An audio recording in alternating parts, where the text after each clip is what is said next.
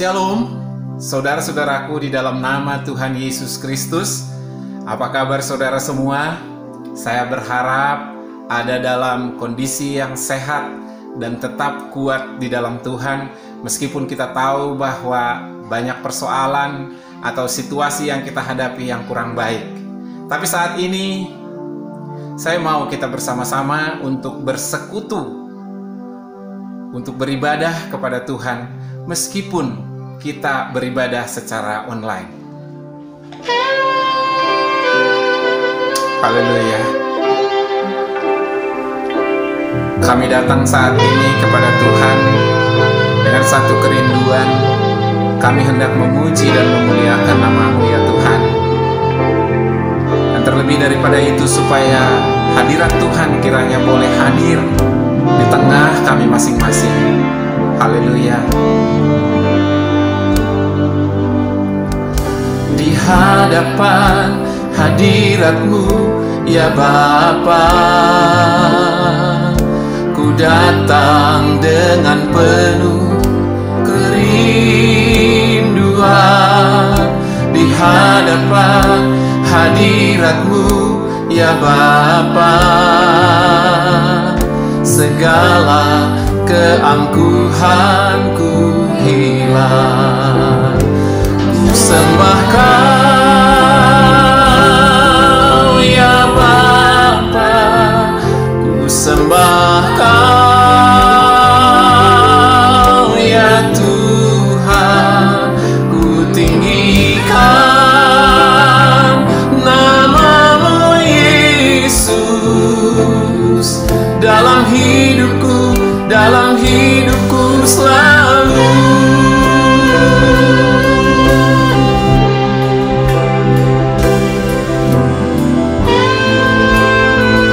Terima kasih Tuhan buat pemeliharaan Tuhan buat setiap kami. Hari-hari ini boleh kami lalui hanya karena Tuhan yang memberikan kekuatan buat kami semua. Haleluya. Haleluya Yesus. Di hadapan hadirat-Mu ya Bapa,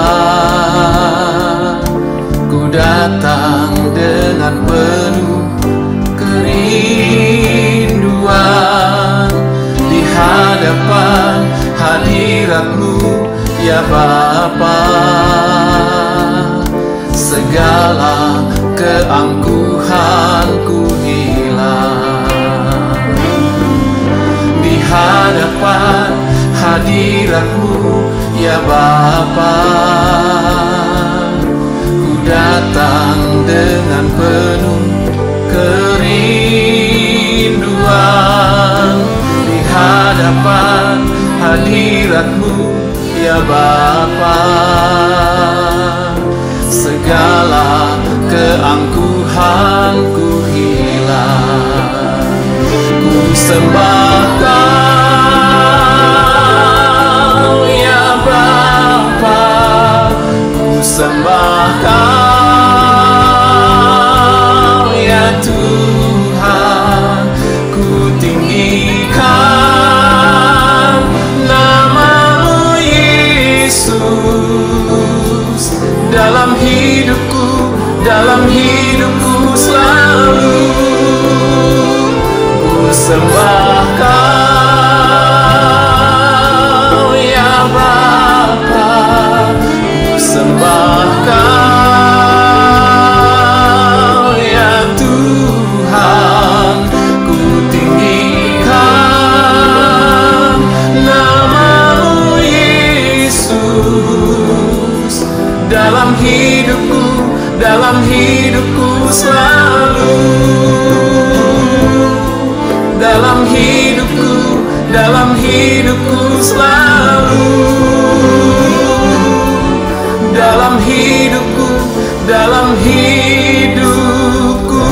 selalu.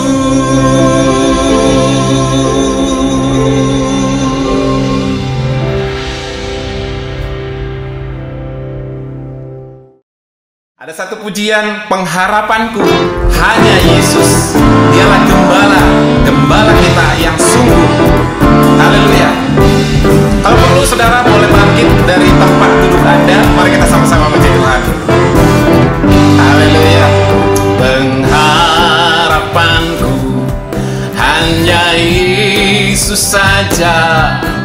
yang mati atas Golgota. Dia gembala jiwaku yang sungguh, Yesus dia harapanku. Yesus harapan jiwaku, Yesus pelepas dosaku. Dia pohon selamat dan kemenanganku, Yesus dia harapanku. Dia membelaku, dia membelaku dalam pencobaan, bebaskan dengan kuasanya. Ku ditegakkan kokoh bagai karang, Yesus dia harapanku. Yesus harapan jiwaku, Yesus pelepas dosaku. Dia pohon selamat dan kemenanganku, Yesus dia harapanku. Haleluya.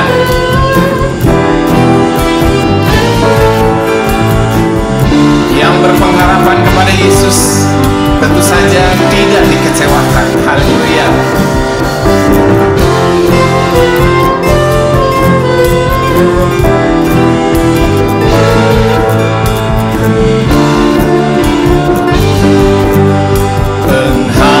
Pengharapanku hanya Yesus saja yang mati atas Golgota. Dia gembala jiwaku yang sungguh, Yesus dia harapanku. Yesus harapan jiwaku, Yesus pelepas dosaku. Dia pohon selamat dan kemenanganku, Yesus dia harapanku. Yesus harapan jiwaku, Yesus pelepas dosaku. Dia pohon selamat dan kemenanganku, Yesus dia harapanku. Dia pohon selamat, dia pohon selamat dan kemenanganku, Yesus dia harapanku. Yesus dia harapanku.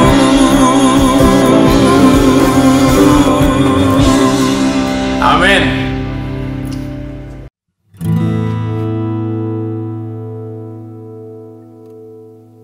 Harapanku di dalam-Mu, hanya Kau Yesus kuatku. Ku percaya ku aman dalam-Mu.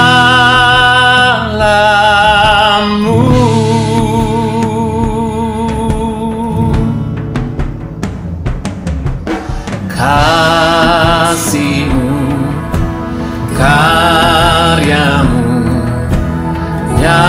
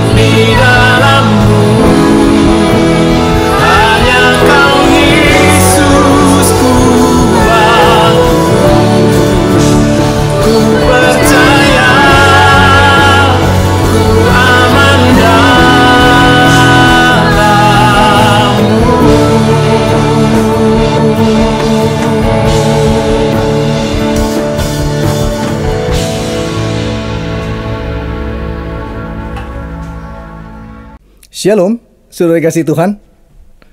Salam sehat selalu buat kita semua. Senang sekali kita bisa berjumpa kembali, walaupun secara online. Hari ini kita mau belajar firman Tuhan, dan tema kita, hidup berdamai tetapi melawan. Mari, sebelum kita mendengar firman Tuhan, kita berdoa. Maha besar Bapa kami dalam surga, kami sungguh mengucap syukur untuk perlindungan Tuhan, penyertaan Tuhan, pemeliharaan Tuhan dalam kehidupan kami. Kami ada sebagaimana kami ada semua adalah karena anugerah Tuhan. Terima kasih untuk kasih karunia Tuhan yang selalu baru setiap hari. Dan Tuhan, kalau sebentar kami mau belajar akan firman Tuhan, kami membutuhkan pengurapan-Mu Tuhan. Urapi kami semua Tuhan. Sampaikan isi hati-Mu, dan kami mau terima berkat firman Tuhan. Di dalam nama Tuhan Yesus. Haleluya. Amin. Ya, saudara dikasih Tuhan, kenapa kita beri tema hari ini hidup berdamai tetapi melawan? Ya, kita baru-baru saja mengenal istilah new normal, atau satu tatanan kehidupan atau normal yang baru. Dan waktu itu Pak Jokowi menyatakan bahwa kita harus berdamai dengan COVID-19. Dan saya melihat banyak orang terkaget-kaget dengan istilah itu. Banyak orang salah sangka dengan istilah berdamai. Padahal maksudnya, ya karena virus ini tidak bisa dihilangkan sama sekali dalam waktu yang dekat, maka kita harus beradaptasi dengan virus COVID-19 ini. Maksudnya apa? Ya kita mengenal bagaimana karakter daripada penyakit ini. Kita harus tahu bagaimana cara penyebarannya. Kita harus tahu bagaimana cara menghindarinya. Bahkan kita pun harus tahu bagaimana untuk memulihkannya atau mengatasinya. Dan saya percaya tidak seorang pun mau untuk memiliki virus ini. Karena virus ini, ya saya boleh katakan sangat berbahaya. Oleh sebab itu kita nggak ada kompromi. Jangan berikan toleransi dan terus melawan. Perang melawan COVID. Ya. Terus jaga jarak, kita pun harus mengikuti protokol kesehatan, hidup sehat dengan meningkatkan daya tahan tubuh kita dan menggunakan masker, cuci tangan dan seterusnya. Atau bahkan kalau bisa, ya kita putus hubungan lah dengan COVID-19 ini. Kenapa? Karena COVID-19 ini adalah musuh kita bersama. Tapi bagi orang Kristen, musuhnya adalah kuasa kegelapan. Orang percaya juga punya musuh, yaitu apa? Kuasa kegelapan. Kuasa setan, kuasa iblis. Dan meski kita tidak bisa bebas, tetapi kita harus menang. Hidup berdamai, tetapi terus bertahan, terus waspada, berjaga-jaga, dan terus melawan. Jadi orang Kristen, kita sedang menghadapi COVID-19. Tetapi yang lebih utama adalah menghadapi kuasa kegelapan. Dan saya mengajak untuk kita merenungkan akan hal ini. Mari kita buka firman Tuhan. Dari 1 Petrus pasal yang kelima, 1 Petrus pasal yang kelima, ayat 8 sampai dengan 9. Saudara boleh membuka Alkitab saudara, dan kita membaca bersama-sama. Sadarlah dan berjaga-jagalah. Lawanmu si iblis berjalan keliling sama seperti singa yang mengaum-ngaum dan mencari orang yang dapat ditelannya. Lawanlah dia dengan iman yang teguh, sebab kamu tahu bahwa semua saudaramu di dunia menanggung penderitaan yang sama. Firman Tuhan tadi katakan, sadarlah dan berjaga-jagalah. Ini kalimat sadarlah dan berjaga-jagalah. Ini menandakan bahwa ini adalah sangat penting. Ini satu kalimat perintah. Ini sangat penting. Kita harus menyadari dan harus berjaga-jaga. Kenapa? Ya apa yang harus kita sadari? Yang harus kita sadari yang pertama adalah bahwa musuh orang percaya, musuh orang Kristen adalah iblis. Satan. Iblis dalam bahasa Yunaninya itu diartikan diabolos. Apa maksudnya diabolos? Dia ini pemfitnah, pendakwa. Jadi kita harus benar-benar menyadari akan hal ini. Dan dia adalah penguasa dunia ini. Kenapa penguasa dunia ini? Sejak manusia jatuh dalam dosa, dialah yang menjadi penguasakan dunia ini. Dan selama saudara dan saya tinggal di dunia ini, berarti kita akan bersama dengan dia. Oleh sebab itu berdamai, tetapi melawan. Jadi kita harus beradaptasi dengan hal itu. Kalau kita sudah tahu bagaimana salah strategi dia untuk menyerang kita, maka kita pun harus bisa mengatasi akan hal itu. Dan firman Tuhan katakan kita harus melawan dengan iman. Oleh sebab itu saya ingin supaya kita semakin yakin bahwa kita memiliki Kristus. Firman Tuhan katakan dalam 2 Korintus pasal yang ke-13 ayat yang ke-5. Ujilah dirimu sendiri. Apakah kamu tetap tegak di dalam iman? Selidikilah dirimu. Apa kamu tidak yakin bahwa Kristus tinggal di dalam kamu? Jika tidak demikian, kamu tidak tahan uji. Jadi saudara dan saya tidak akan tahan uji kalau saudara tidak yakin bahwa Kristus di dalam kita. Karena hanya kuasa dialah yang dapat mengalahkan kuasa si jahat ini. Dengan kekuatan kita, dengan kekuatan baik kita, apalagi kita nggak bisa lihat dia, dia bisa lihat kita. Seperti hanya COVID ini, kita nggak bisa lihat. Yang bagian kita adalah bagaimana kita berjaga-jaga, memperkuat imun kita. Nah, kalau COVID, kita harus perkuat imun kita. Dan kalau kita menghadap roh jahat ini, atau kuasa kegelapan ini, atau si Satan ini, atau iblis ini, maka kita harus lawan dengan iman. Jadi sekali lagi, kalau COVID kita lawan dengan imun yang kuat, dan kalau kita melawan iblis, harus dengan iman yang teguh. Nah, saudara yang kasih Tuhan, firman-Nya berkata, apa yang dikatakan firman-Nya?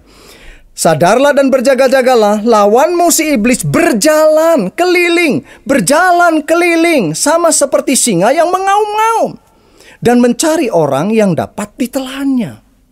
Saya merenungkan kata-kata ditelannya itu artinya apa? Dia tidak hanya untuk membunuh, karena iblis itu datang hanya tugasnya 3 hal saja. Dia mencuri, membunuh, dan membinasakan. Atau to steal, to kill, and to destroy. Dia mau menghancurkan. Nah, dia tidak diam. Dia terus aktif, terus berjalan dan keliling terus. Dia sedang meronda, mencari orang yang bisa ditelan. Artinya apa? Dia aktif menyerang saudara dan saya. Jadi iblis digambarkan sedang berjalan keliling seperti singa yang mengaum-ngaum. Itu berarti singa yang lapar untuk mencari orang yang ditelannya. Maksudnya apa? Untuk dihancurkan. Jadi saudara yang kasih Tuhan, apa yang dia mau hancurkan? Saya melihat seringkali banyak orang dihancurkan itu melalui pergumulan, melalui kesulitan, penderitaan. Ya, orang Kristen barangkali kita berharap tidak ada masalah yang kita hadapi. Tapi saya mau beritahukan, kalau saudara dan saya masih ada di dunia ini, tidak bisa terlepas daripada masalah. Balu masalah itu akan lepas apabila saudara dan saya sudah meninggalkan dunia ini. Jadi saudara yang kasih Tuhan, hadapi. Kita boleh berdamai, tetapi kita harus melawan. Dan sekali lagi, harus menang. Jadi, kalau kita boleh menghadapi kuasa kegelapan ini, bukan sekali lagi dengan kekuatan kita. Karena kita nggak bisa lihat dia, dia bisa lihat kita. Tapi hanya dengan kuasa Roh Kudus kita bisa mengatasi akan hal itu. Kalau dia tidak pernah diam, pertanyaan saya, hati-hati. Jangan sebagai orang Kristen mungkin merasa sudah nyaman, merasa sudah mengalami damai-damai, kedamaian, Dan akhirnya maaf bicara, kedamaian jangan diartikan malas atau kemalasan. Jangan. Danger in the comfort zone. Jadi kalau saudara sudah masuk dalam zona nyaman, hati-hati. Makanya firman-Nya berkata, sadarlah dan berjaga-jagalah. Jadi kita harus menyadari akan hal itu. Jadi musuh kita jelas adalah si iblis. Yang kedua, dia tidak diam, dia terus aktif untuk menyerang dan untuk mencari orang yang dapat ditelannya. Dan yang ketiga, saudara yang dikasihi Tuhan, apa yang harus kita sadari? Saya ingin mengatakan bahwa sekali lagi, iblis itu dalam bahasa Yunani-nya diabolos. Diabolos itu artinya pemfitnah, penuduh, dan dia pendakwa. Dan firman Tuhan katakan di dalam Efesus 6, saya akan bacakan dari ayat 10 sampai 12. Akhirnya hendaklah kamu kuat di dalam Tuhan, di dalam kekuatan kuasa-Nya. Kenakanlah seluruh perlengkapan senjata Allah, supaya kamu dapat bertahan melawan tipu muslihat iblis. Karena perjuangan kita bukanlah melawan darah dan daging, tetapi melawan pemerintah-pemerintah, melawan penguasa-penguasa, melawan penghulu-penghulu dunia yang gelap ini, melawan roh-roh jahat di udara. Jadi, kenakanlah seluruh perlengkapan senjata Allah supaya kamu dapat bertahan melawan tipu muslihat iblis. Jadi dia itu adalah pandai untuk menipu. Dia punya yang namanya pendakwa, pemfitnah, penghasut. Ya, iblis bisa seringkali dinyatakan dalam Alkitab itu dalam biasanya 3 hal. Yang pertama itu ular. Dinyatakan ular. Itu kalau ular itu saya melihat dia dengan kelicikannya, kelicinannya, kecerdasannya. Singa. Hari ini kita bahas singa. Yaitu artinya apa? Kebuasannya, kekuatannya. Tapi juga Alkitab mencatat dia bisa menyamar. Menyamar sebagai apa? Malaikat terang. Hati-hati.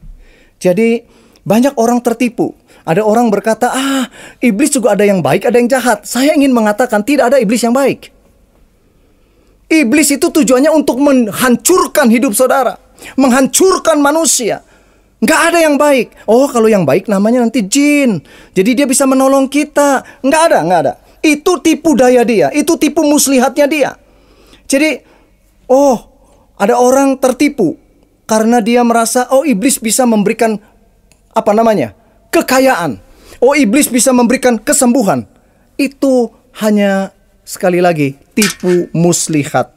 Jangan percaya akan hal itu. Jadi saya ingin menyatakan gak ada iblis yang baik. Nah, kuasa kegelapan ini bisa kita lihat orang seringkali percaya akan tahayul, percaya akan ramalan, percaya akan jimat, percaya akan spiritism. Jadi saya ingin mengatakan hati-hati dengan hal ini. Percaya saja kepada Tuhan Yesus. Saudara akan diberikan kekuatan untuk melawan tipu daya si iblis ini. Jadi saudara yang kasih Tuhan, iblis selalu ada di muka bumi ini. Ada bersama saudara dan saya. Sekali lagi, selama kita masih ada di dunia ini, dia ada bersama-sama dengan kita. Firman-Nya berkata demikian. Dalam 1 Yohanes 5 ayat 19.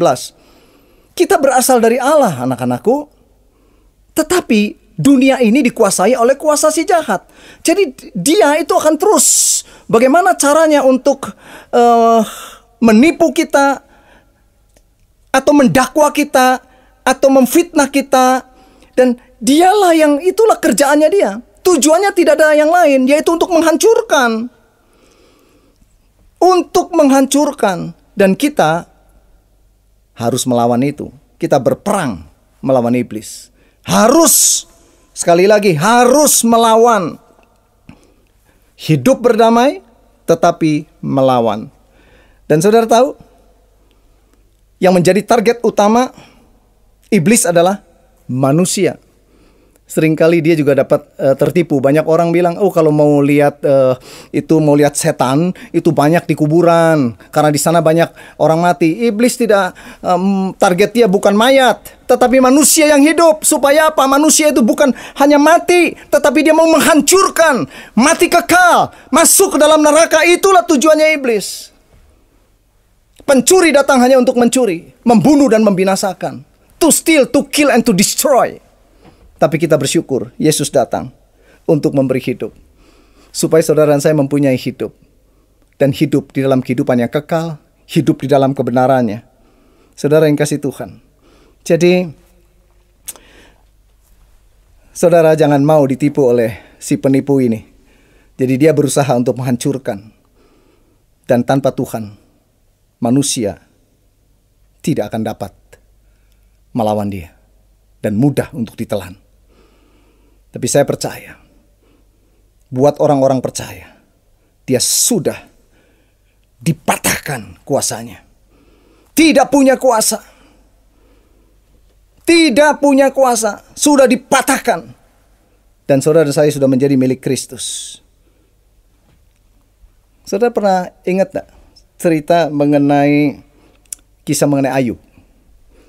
Kita tahu bukan bahwa Ayub itu seorang yang saleh, orang yang jujur, orang yang takut akan Allah, dan menjauhi kejahatan. Tetapi dia harus mengalami penderitaan yang sangat berat. Dia harus kehilangan keluarganya, dia harus kehilangan hartanya, dia harus kehilangan sahabatnya, dan didera dengan penyakit yang sangat hebat. Mungkin saudara akan berkata, wah, iblis itu punya kuasa. Saya hanya ingin mengatakan, no. Tidak. Iblis punya kuasa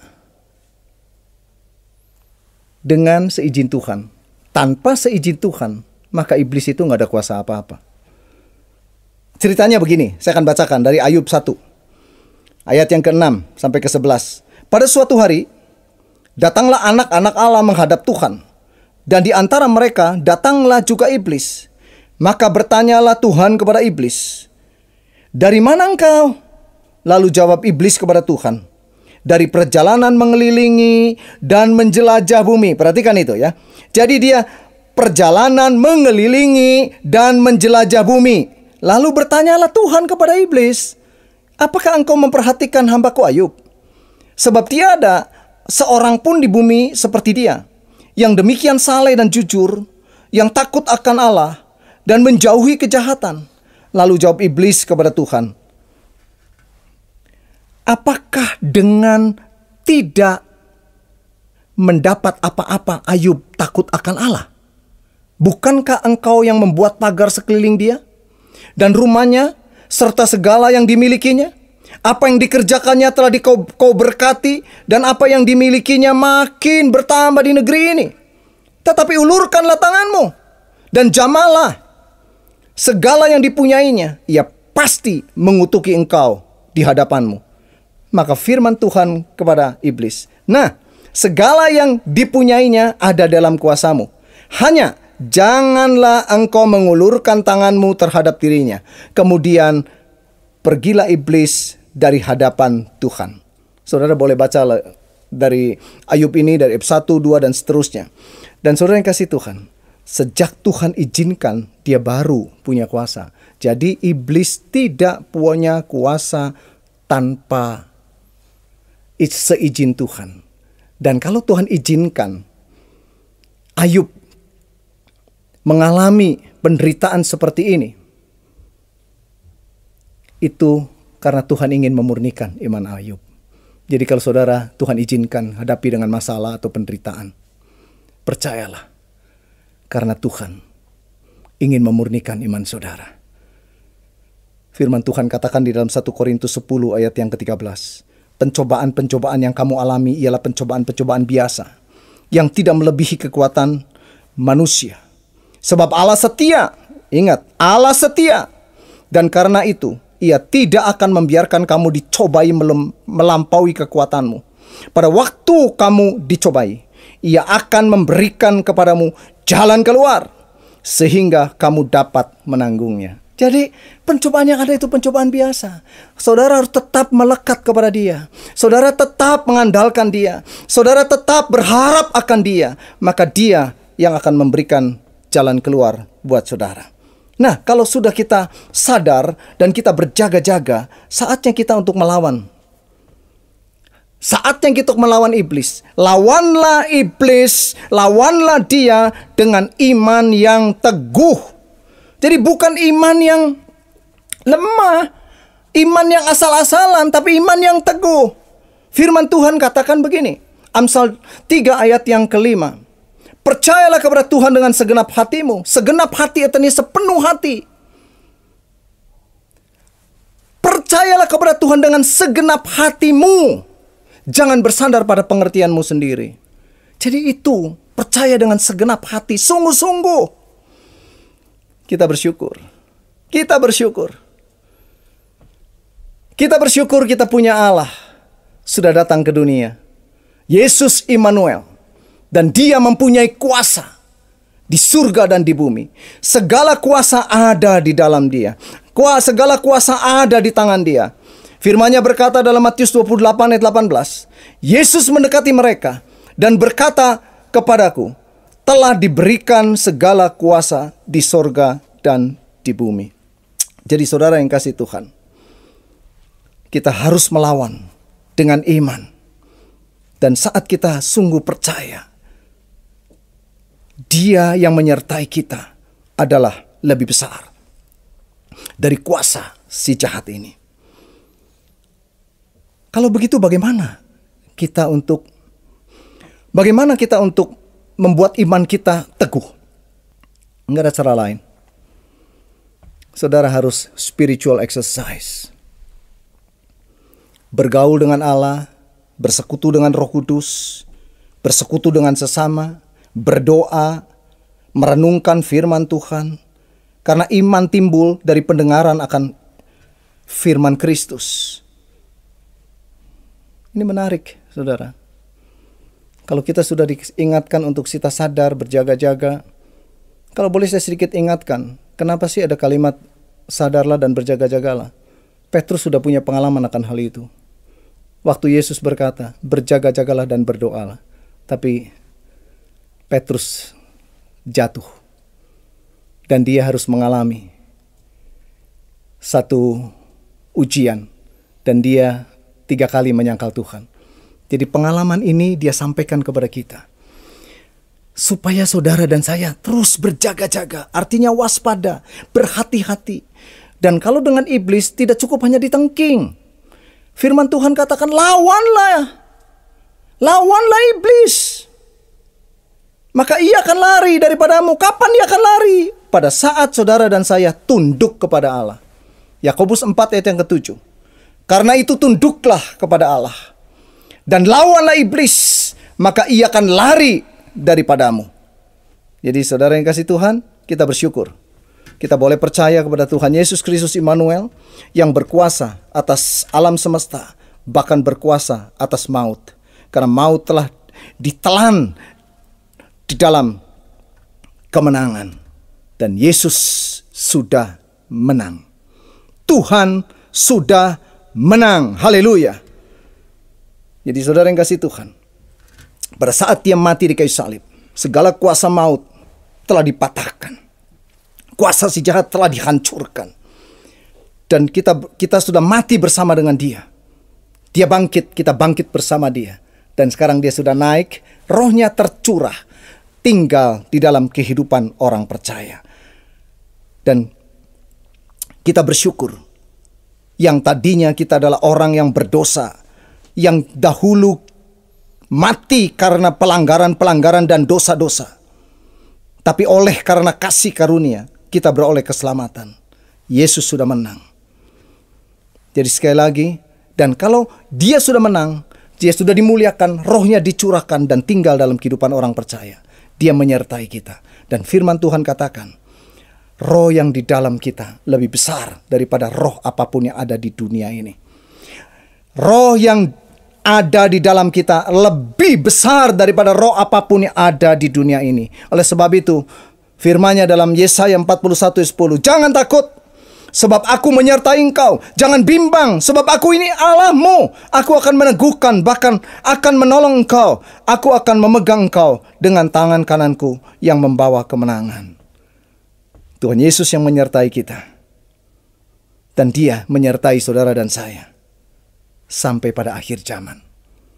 kita baru akan putus hubungan dengan kuasa gelap atau si iblis pada saat nanti kita berjumpa Tuhan dalam kemuliaan.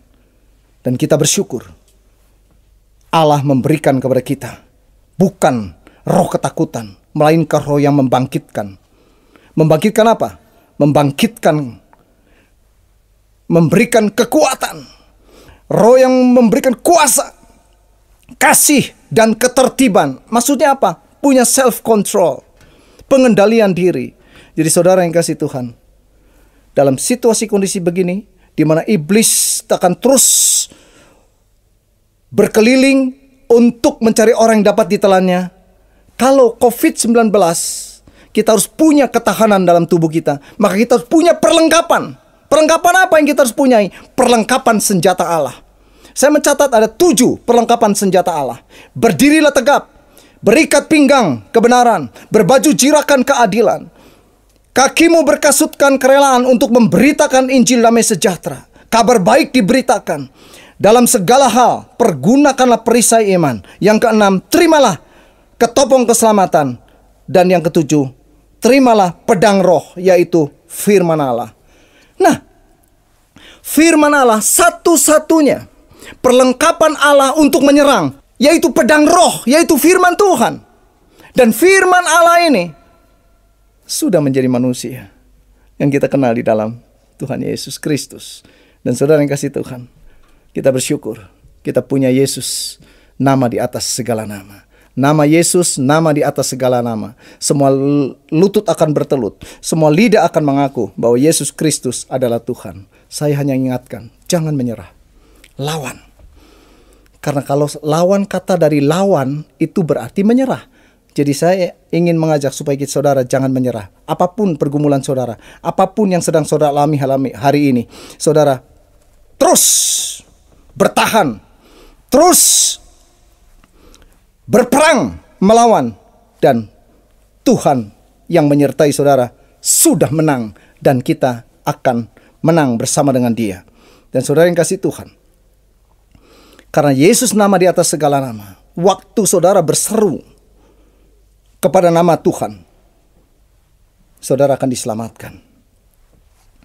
Jadi saudara yang kasih Tuhan, pastikan, sekali lagi, pastikan saudara memiliki Kristus dan saudara dimiliki oleh Kristus. Yang terakhir, kita akan putus hubungan dengan kuasa kegelapan pada saat Yesus datang untuk menjemput saudara dan saya. Dan kita bersama Bapa di surga, di dalam kemuliaan. Jadi saudara yang kasih Tuhan, kita perlu menang atas COVID-19 untuk masalah kesehatan jasmani kita. Tapi kita juga perlu menang atas kuasa kegelapan di dalam dunia ini. Kita harus menang karena Tuhan Yesus sudah menang. Meskipun kita hidup berdamai, tapi terus bertahan, terus melawan bersama dengan Roh Kudus. Kita menang. Tuhan Yesus memberkati. Amin. Maha besar Bapa kami dalam surga, kami sungguh bersyukur Tuhan untuk penyertaan Tuhan dalam kehidupan kami. Kami bersyukur ada firman Tuhan yang mengingatkan kepada kami untuk kami sadar dan berjaga-jaga. Karena kami memiliki musuh yang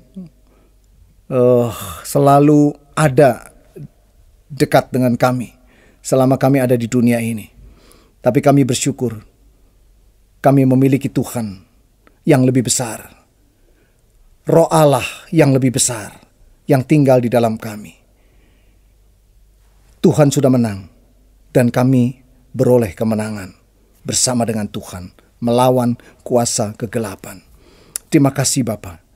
Kami percaya Tuhan menjadi jawaban bagi setiap pergumulan kami. Karena Tuhan mengasihi kami. Ampuni seringkali kami salah sangka dengan Tuhan. Saat kami dihadapkan dengan pergumulan, kami seringkali menyalahkan Tuhan. Seringkali iblis mendakwa kami dan kami merasa bahwa Tuhan tidak mendengar doa-doa kami. Ampuni kami Tuhan. Berikan kepada kami satu hati yang sungguh mengandalkan kepada Tuhan. Satu hati yang sungguh percaya akan Tuhan. Dan Tuhan, tilik setiap jemaat Tuhan dimanapun berada di rumah masing-masing. Kiranya Tuhan mengulurkan tangan Tuhan yang penuh dengan kuasa. Menjamah yang sakit Tuhan sembuhkan. Yang dalam pergumulan Tuhan lepaskan. Tuhan yang dalam keraguan-raguan Tuhan berikan kemantapan. Dan Tuhan melindungi, memberkati. Tuhan yang menjadi perlindungan bagi kami semua. Dan kami bersyukur kalau kami ada sebagaimana kami ada saat ini. Semua adalah karena anugerah Tuhan. Kami berdoa Tuhan, buat semua yang terlibat di dalam siaran online ini, kiranya Tuhan memberkati. Dan Tuhan, kami juga berdoa buat bangsa negara kami yang sedang menghadapi begitu banyak pergumulan, khususnya COVID-19. Kami percaya Tuhan beri hikmat kepada Bapak Presiden. Semua para pembantunya, Tuhan tolong. Biarlah Tuhan setiap pengambil keputusan boleh memutuskan yang benar, yang tepat. Sehingga kami boleh mengatasi masalah penyebaran COVID ini. Dan kita boleh kembali hidup di satu normal yang baru, dengan satu standar yang baru, di mana kami boleh menjalankan kehidupan. Menjalankan kehidupan dengan baik. Dalam berbisnis, bekerja, dan Tuhan memberkati. Untuk mereka yang terlibat langsung, baik para medis, kiranya Tuhan juga memberikan perlindungan secara khusus. Untuk mereka yang sedang sakit, kiranya Tuhan mengulurkan tangan Tuhan yang penuh kuasa, menjamah dan memberikan pemulihan. Kami percaya Tuhan lebih besar dari pergumulan kami. Tuhan lebih besar daripada sakit penyakit kami. Tuhan lebih besar dari kuasa si jahat. Dan nama Tuhan dimuliakan. Kami menyerahkan semua dalam tangan-Mu Bapa. Hanya di dalam nama Tuhan Yesus kami berdoa dan mengucapkan syukur. Haleluya. Amin. Saudara yang dikasihi oleh Tuhan, kita akan memberi persembahan. Persembahannya bisa ditransfer lewat rekening yang sudah ada. Mari kita berdoa. Tuhan Allah Bapa yang di surga, di dalam nama Tuhan Yesus, saat ini Tuhan ada kesempatan buat kami untuk memberikan persembahan. Biarlah persembahan ini Tuhan boleh menjadi kemuliaan buat nama Tuhan. Dan pakai ini supaya nama Tuhan dibesarkan, nama Tuhan dipermuliakan. Di dalam nama Tuhan Yesus kami berdoa. Amin.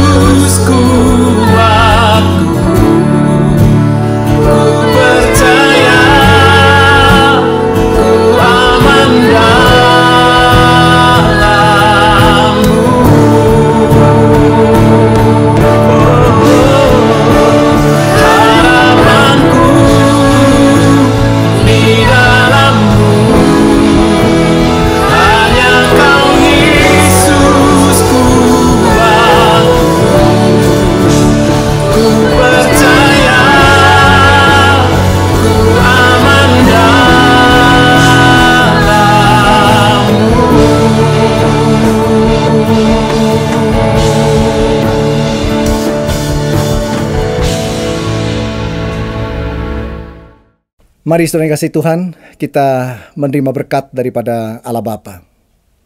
Anugerah daripada Tuhan Yesus, kasih dari Bapa di surga, dan kuasa karena persekutuan dengan Roh Kudus menyertai kita sekalian sampai kita masuk ke dalam kemuliaan yang kekal di dalam nama Tuhan Yesus Kristus. Haleluya. Amin.